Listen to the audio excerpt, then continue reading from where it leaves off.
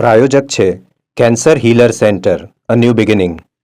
માડોધર ગામની મહિલાઓની પાણીની સમસ્યાને લઈ વિરોધ. મહિલાઓએ પાલિકાના મેદાનમાં માટલા ફોડી વિરોધ કર્યો.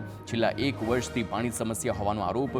ચીફ ઓફિસર હાજર ન રહેતા કલાકો સુધી મહિલાઓએ કર્યો સૂત્રોચ્ચાર.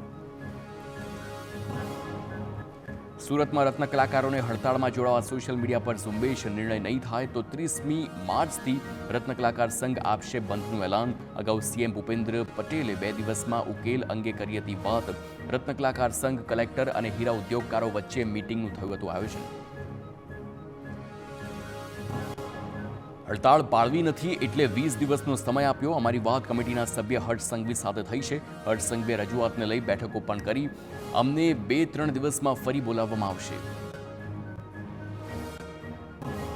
સુરતના ચોક બજાર વિસ્તારમાં વિધર્મીને મકાન વેચાણ કરતા વિવાદ. દેરાસરના બાજુમાં વિધર્મીને મકાન વેચાણ કરતા જૈન સમાજનો વિરોધ. અશાંત ધારો લાગુ હોવા છતાં વિધર્મીને મકાન વેચાતા કલેક્ટરને રજૂઆત.